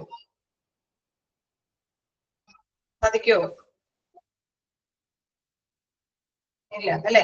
അതുമാതിരി ഇനി ഓരോ കാര്യങ്ങൾ ഇപ്പൊ നമുക്ക് ഇൻ കേസ് ഒരു മെഡിസിൻ ഒക്കെ കൊടുത്ത് അവർക്ക് രോഗനിർണയം നടത്താൻ പറ്റാത്ത സാഹചര്യങ്ങൾ വരുമ്പോഴാണ് ഡയഗ്നോസിസിന് വേണ്ടിയിട്ട്, രോഗനിർണയത്തിന് വേണ്ടിയിട്ട് ICUവിൽ അഡ്മിറ്റ് ചെയ്യുന്നത്. കാരണം ഇൻ കേസ് നോർമലി നമുക്ക് പറ്റുക അല്ലെ, ഡോക്ടേഴ്സിനെ പറ്റുകയാണെങ്കിൽ തീർച്ചയായിട്ടും എന്താണ് മെഡിസിൻ ഒക്കെ കൊടുത്ത് അവരുടെ ഇടയ്ക്കിടയ്ക്കൊക്കെ ഉള്ള ചെക്കപ്പ്, റൂട്ടീൻ ചെക്കപ്പ് ഒക്കെ നടത്തി നോക്കിക്കഴിഞ്ഞ് കഴിഞ്ഞാൽ അറിയാവുന്നതാണെങ്കിൽ ഓക്കെ. പക്ഷെ അതും കണ്ടെത്താൻ പറ്റാത്ത ഒരു സ്റ്റേജിലൊക്കെ വരുമ്പോഴാണ് രോഗനിർണയത്തിനൊക്കെ വേണ്ടിയിട്ട് അഡ്മിഷൻ കൊടുക്കുന്നത്. അപ്പൊ വ്യത്യസ്ത ഘടകങ്ങൾ ഉൾക്കൊണ്ടിട്ട് അത് കണ്ടെത്തിയിട്ടാണ് ഈ അഡ്മിഷൻ രോഗിക്ക് ലഭ്യമാക്കി കൊടുക്കുന്നത്. എല്ലാ സാഹചര്യങ്ങളിലും ICUവിലെ ട്രീറ്റ്മെന്റ് ആവശ്യമായിട്ട് വരണമെന്നില്ല. വ്യത്യസ്ത ഘടകങ്ങളുടെ അടിസ്ഥാനത്തിലായിരിക്കും രോഗിക്ക് ICUവിലെ ട്രീറ്റ്മെന്റ് ആവശ്യമായിട്ട് വരുന്നത്. അതോടൊപ്പം തന്നെ ബെഡ് അവൈലബിലിറ്റി ഒന്ന് ശ്രദ്ധിക്കേണ്ടതാണ്. അവിടെ ലഭ്യമാണെങ്കിൽ മാത്രമാണ് രോഗിക്ക് ആ ഒരു ICU സർവീസ് ലഭ്യമാക്കാനായിട്ട് സാധിക്കുകയുള്ളൂ. ഓക്കെ ആണോ?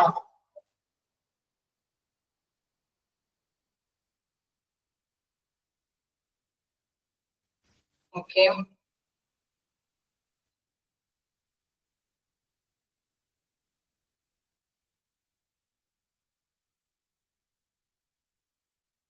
വായിച്ചു നോക്കേണ്ടതുണ്ടോ? ഇത്രത്തോളം വായിച്ചു നോക്കണോ?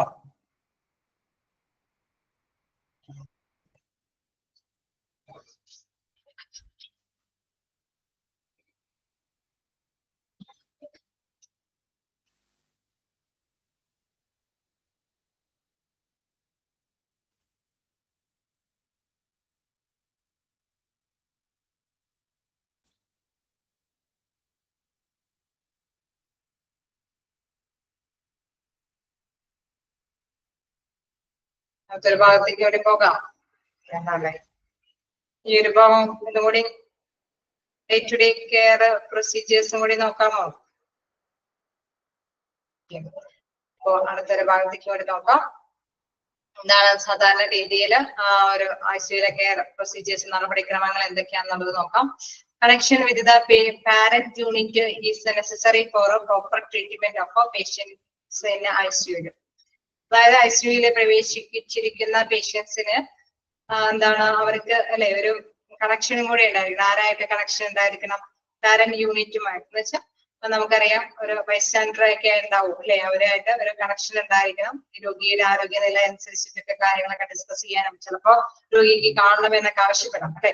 അപ്പൊ അതിനനുസരിച്ചിട്ട് connection with the parent unit is necessary for proper treatment of patients in ICU. അപ്പൊ നല്ലൊരു ട്രീറ്റ്മെന്റ് ICUലെ പേഷ്യന്റിനെ ലഭ്യമാക്കണമെങ്കിൽ തീർച്ചയായിട്ടും പാരന്റ് യൂണിറ്റുമായിട്ട് ഒരു കണക്ഷൻ ഉണ്ടായിരിക്കണം. ചിലപ്പോ അവരുടെ കാര്യങ്ങളൊക്കെ ചോദിച്ചറിയാനുണ്ടാവും അല്ലെ, പല കാര്യങ്ങളൊക്കെ ചോദിച്ചറിയണമെന്നുണ്ടാവും. ചിലപ്പോ പേഷ്യന്റിന് ചിലപ്പോ വേണമെങ്കിൽ എന്താണ് ബൈസ്റ്റാൻഡർ ഒക്കെ കാണണമെന്നുണ്ടാവും അല്ലെ. രോഗിക്ക് എന്താണ് മെഡിസിൻ മാത്രം പോരാ, മാനസികമായിട്ടുള്ള സപ്പോർട്ട് ചിലപ്പോൾ ആവശ്യമായിട്ടെന്ന് വരാം. അപ്പൊ അതുകൊണ്ട് തന്നെ അത് മസ്റ്റ് ആയിട്ട് നെസസറി ആയിട്ടുള്ള ആവശ്യമായിട്ടുള്ള ഒരു ഘടകം തന്നെയാണ്. നെക്സ്റ്റ് നോക്കുക, routine ICU rounds shall be held in the morning at 9 to 11 AM under whom patient is admitted. Okay, നമുക്കറിയാം റുട്ടീൻ ആയിട്ട് ഒരു 9 തുടങ്ങി 11 മണി വരെയുള്ള സമയത്തിൽ റുട്ടീൻ ആയിട്ടുള്ള പേഷ്യന്റ് ചെക്കപ്പ് അവിടെ നടത്തേണ്ടതുണ്ട് അല്ലെ. ഈ ഒരു ICUലെ ട്രീറ്റ്മെന്റിലുള്ള പേഷ്യന്റിന്റെ റുട്ടീൻ കാര്യങ്ങളൊക്കെ ആ ചെക്കപ്പും കാര്യങ്ങളൊക്കെ നടത്തേണ്ടതുണ്ട്. The main decision regarding treatments is taken in these rounds. അങ്ങനെ റൗണ്ട്സിന് വരുന്ന സമയത്തായിരിക്കും എന്താണ് ട്രീറ്റ്മെന്റുമായി ബന്ധപ്പെട്ട തീരുമാനങ്ങളൊക്കെ എടുക്കുന്നത്. ഒന്നാമതായിട്ട് നമ്മൾ മനസ്സിലാക്കുക, ICUലെ പേഷ്യൻസ് അഡ്മിറ്റ് ആയാൽ തീർച്ചയായിട്ടും അവിടെ ഒരു ബൈസ്റ്റാൻഡർ ആവശ്യമായിട്ട് വരും. പേഷ്യന്റിന്റെ കാണാൻ വേണ്ടിയിട്ടോ അല്ലെങ്കിൽ അവിടെ ഡോക്ടേഴ്സിനും നഴ്സുമാർക്കൊക്കെ എന്തെങ്കിലും കാര്യങ്ങൾ അല്ലെ ഡിസ്കസ് ചെയ്യാൻ വേണ്ടിയിട്ടൊക്കെ അവിടെ പേഷ്യന്റും ബൈസ്റ്റാൻഡറുമായിട്ടുള്ള ഒരു ബന്ധമുണ്ടായിരിക്കണം. ദെൻ എന്താണ് റുട്ടീൻ ICU അല്ലെ, അവിടെ സാധാരണ രീതിയിൽ 9 മണിക്കും 11 മണിക്കും ഇടയ്ക്കുള്ള ഒരു റൗണ്ട് ചെക്കപ്പ് മസ്റ്റായിട്ട് നടത്തി പോകണം. ആ ടൈമിലായിരിക്കും തീർച്ചയായിട്ടും എന്ത് ട്രീറ്റ്മെന്റുമായി ബന്ധപ്പെട്ട തീരുമാനങ്ങളൊക്കെ എടുക്കുന്നത്. Then third one, the treatment initiated to patients is written by the senior resident posted in ICU extensive care is given to patient.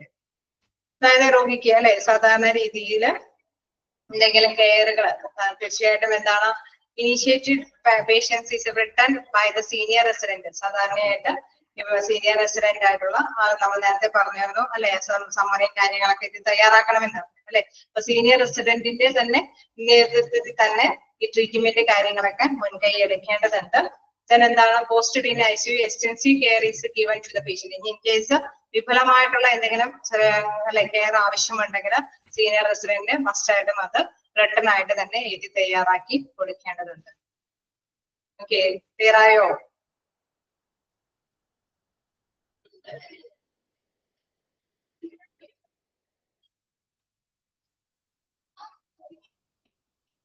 ക്ലിയറായോ? 3 കാര്യങ്ങളാണ് ഡേ ടു ഡേ കെയർ പ്രൊസീജിയേഴ്സിൽ പെടുന്നത്. ഒന്നാമതായിട്ട് അവിടെ ബൈസ്റ്റാൻഡർ ആയിട്ടുള്ള കമ്മ്യൂണിക്കേഷൻ. സെക്കൻഡ് വൺ എന്താണ് അവിടെ okay decision എടുക്കുന്ന കാര്യങ്ങൾ. Third one എന്ന് പറഞ്ഞാൽ സീനിയർ റെസിഡന്റ് ആയിരിക്കണം ഇത്തരത്തിലുള്ള രോഗി പരിശീലനത്തിന്റെ വിപുലമായിട്ടുള്ള കാര്യങ്ങളെല്ലാം എഴുതി തയ്യാറാക്കേണ്ടത്.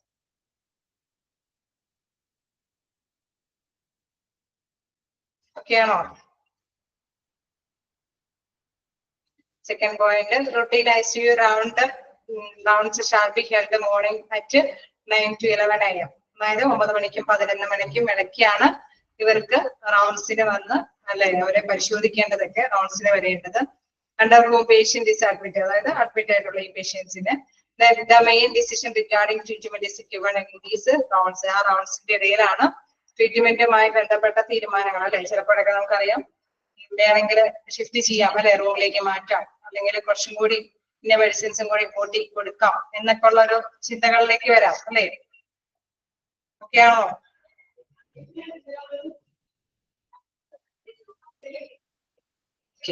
അത് ആ ടൈമിലാണ് അത്തരം കാര്യങ്ങളൊക്കെ ചെയ്യുന്നത്. Then next in the treatment initiated to patient is written by the senior resident post. അതായത് സീനിയർ റെസിഡന്റ് ആണ് എന്താണ് അവിടെ രോഗി പരിചരണ കാര്യങ്ങളെല്ലാം തീരുമാനിക്കുന്നത് അല്ലെ. നമുക്ക് അറിയാം മെയിൻ ജൂനിയർ ഡോക്ടേഴ്സ് സമ്മറിയും കാര്യങ്ങളൊക്കെ ഇത് തയ്യാറാക്കുന്നുണ്ടെങ്കിലും തീർച്ചയായിട്ടും സീനിയർ റെസിഡന്റിന്റെ അല്ലെ തീർച്ചയായിട്ടും ആ സീനിയർ പോസ്റ്റുള്ള ഡോക്ടറിന്റെ ഒപ്പെങ്കിലും മസ്റ്റായിട്ട് അവിടെ ആവശ്യമാണ് അല്ലേ. വിപുലമായ പരിശീലനം നൽകുമ്പോൾ തീർച്ചയായിട്ടും എന്താണ് സീനിയർ ഡോക്ടറിന്റെ എഴുതി തയ്യാറാക്കിയ ഡാറ്റ അവിടെ അവൈലബിൾ ആയിരിക്കണം. The treatment initiated to patients is written by the senior resident. Posted in ICU, extensive care is given to patient. അതായത് ഒരുപക്ഷെ സമ്മറി ഒക്കെ അവർ തയ്യാറാക്കിയാലും ഓക്കെ നമ്മൾ ഈ ട്രീറ്റ്മെന്റ് വിപുലമായ പരിചരണ കാര്യങ്ങളെല്ലാം തയ്യാറാക്കേണ്ടത്. ചിലപ്പോൾ ആണെങ്കിൽ സൈനായിരിക്കും അവർ കൊടുക്കുന്നത്, പക്ഷെ അവരുടെ അണ്ടറിലായിരിക്കണം ഇവരുടെ ട്രീറ്റ്മെന്റും കാര്യങ്ങളും. ക്ലിയർ ആയോ?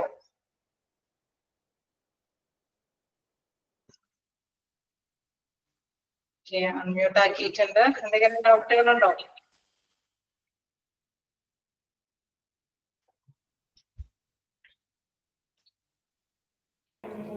ഇത് എക്സാമിന് വരുമോ? പറഞ്ഞോളൂ. ഡൗട്ടുകളൊന്നുമില്ല. എന്തെങ്കിലും പറയാനുണ്ടോ?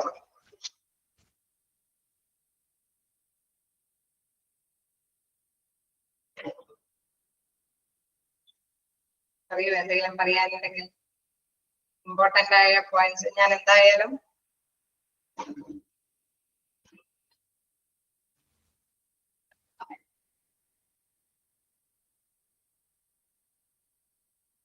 മോക്ക് ടെസ്റ്റിൽ ഉൾപ്പെടുത്തി ക്വസ്റ്റ്യൻസ് ഇടുന്നുണ്ട്. തീർച്ചയായിട്ടും നിങ്ങൾ അത് മസ്റ്റ് ആയിട്ട് നോക്കി പോകാം. ഓക്കെ, വേറെന്തെങ്കിലും നെക്സ്റ്റ് ടൈമില് അണ്ടർലൈൻ ചെയ്ത് പോവാം. ഓക്കെ, നെക്സ്റ്റ് ക്ലാസ്സിൽ നോക്കാം. Okay, bye. Thank you. Thank you, ma'am. Thank you, ma'am. Thank you. Thank you, ma'am. Thank you, ma'am.